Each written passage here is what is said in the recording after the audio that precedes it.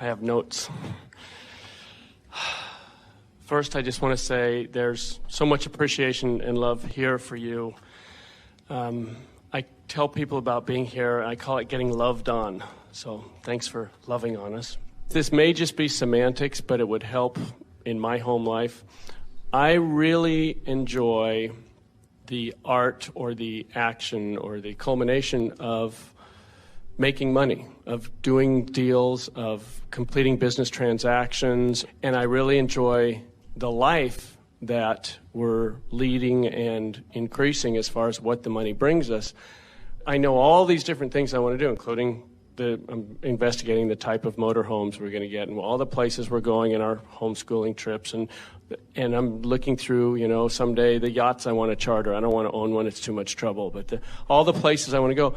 But I don't specifically focus on this as the reason for the money, like this particular one thing. I get a charge out of the flow of thriving of money, but I receive a lot of input about the love of money, the root of all evil, and that you shouldn't want the money, you should want the thing that the money's buying you, and then the money will come.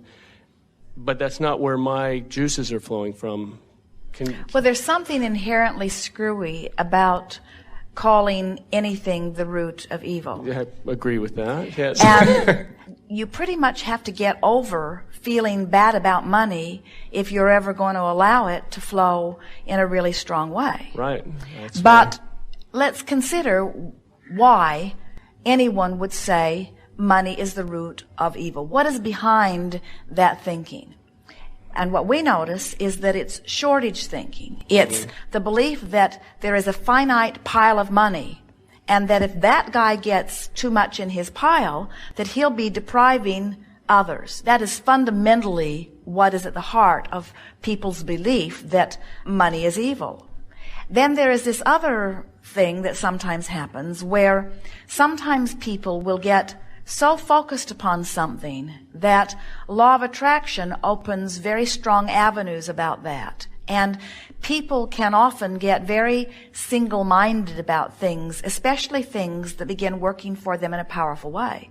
In other words, let's say that you are someone who's focusing on making money, and it's been important to you. And by the way, it started, let's say, because of your love of your family and your desire for them to live a lovely life. Mm-hmm. And that was so active within you, which caused the question to culminate within you so powerfully, that you focused a lot on attracting avenues for money to flow. Mm-hmm. And in doing so, and in your open, good-feeling, positive attitude, you allowed money to begin flowing. And then, as all things, there began to get a momentum going. And so the more you focused, the more it came, and the more it came, the more you focused, and the more you focused, the more it came, and the more it came, the more you focused. Now, it's possible that you could focus upon your love of family and your love of golf and your love of writing and your love of teaching and your appreciation of, and you could use the word appreciation or love interchangeably there, your appreciation of your family, of golf, of money. You could focus upon all of these things, and law of attraction would be tending to all of them simultaneously, tending to all of them evenly. So you could have this wonderful unfolding experience. Or you could be so single-mindedly focused upon dollars that law of attraction is predominantly giving you evidence about that, and then other things in your life could begin to feel neglected. And those neglected people are the ones that coin the phrase greed or workaholic, because they feel deprived of something they want, and they feel jealous of the thing that has the attention that they want. That's where that philosophy gets started. Now, we don't necessarily mean that that's the vibration that is in the heart of the one who's speaking it to you, because a lot of people just pick up things. We would make peace with outrageous abundance. Absolutely. Because there is a vortex that is as wide as you can allow it to be. And there is something to be said, and we have in fact said, that you are more likely to have a pure vibration and attract more abundance if you leave money out of the equation. But it's not because money is evil. It's because most of you have very resistant vibration around the subject of money, because you've heard things like money is the root of all evil. But it isn't because it is the root of all evil that we want you to leave money out of the equation. It's because it messes up your vibration, usually. Right. So we think that most people are healthier in just desiring something and asking the universe to bring it, and the universe can bring it in whatever way the universe wants to bring it. But usually the path of least resistance is through the avenue of money, because economy is so well understood by most of you, you see. Right. There's no right or wrong in that. As I asked the question, I realized it was me getting over anyone else's response to my love of Now that the abundance. was what we were about to say to you. So you are receiving directly. In other words, that's the most important thing. You can't be bothered by anyone else's hang-ups about anything that you're doing. Right. You just got to love them anyway. Right. Well, thank you. And I just want to say that it's going to leading edge to places I haven't been before. Our sons listen to your tapes every night. And every time we're out of connection, they make sure we know it. It's pretty interesting lifestyle we're leading there. So sometimes I'm less grateful in the moment than others, but for the most part, there's much love and appreciation. Thank you so much. Practical questions for you. We laid a good basis for you just now. You did. So the money brings up my question of, I have manifested a good sum of money just recently that I am thrilled about, and at the same time noticed that I started thinking, oh, I have bills to pay. What should I do with the money? And I want to continue the flow. I believe that I am unlimited, and yet notice the old thoughts coming up.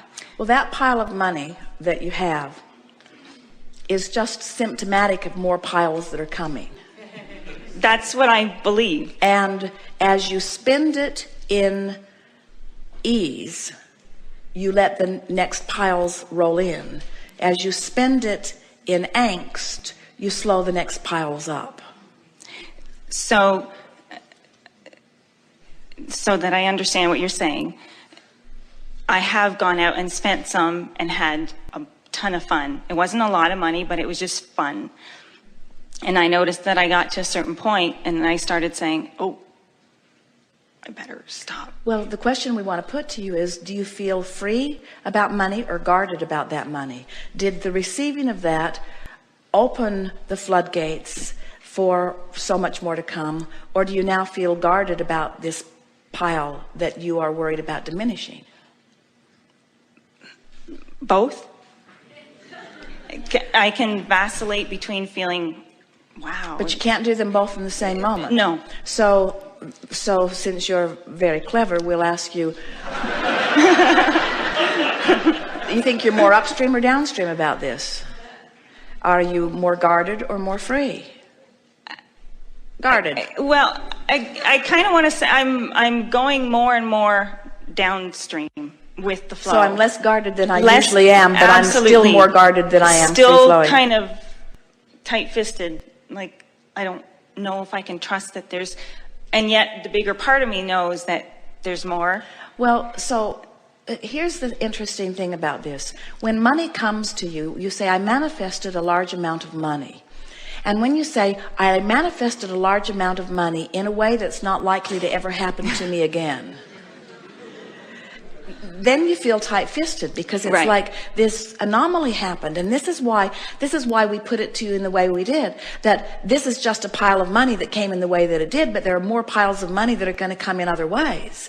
And your logic is saying to you, but this pile of money came in a unique way, right. And I don't have any more of those kind of unique ways of piles of money coming. That's exactly what my logic is saying. So, but I want it, but it came exactly the way I wanted it to, in this illogical sort of, here you go. So if that can happen, then other way, and so what you want to focus upon is, if this can happen, then other things can happen, and the end result is the same. I have a pile of money. And another one, and another one, and another one, and another one, and another one, until once you get that pump primed, then you can go to the well anytime you want, and the money will be there. So much so that you'll stop even thinking about it. You'll just accept the well as always full, and you won't be worrying about how it got in there. You'll just be enjoying taking it out.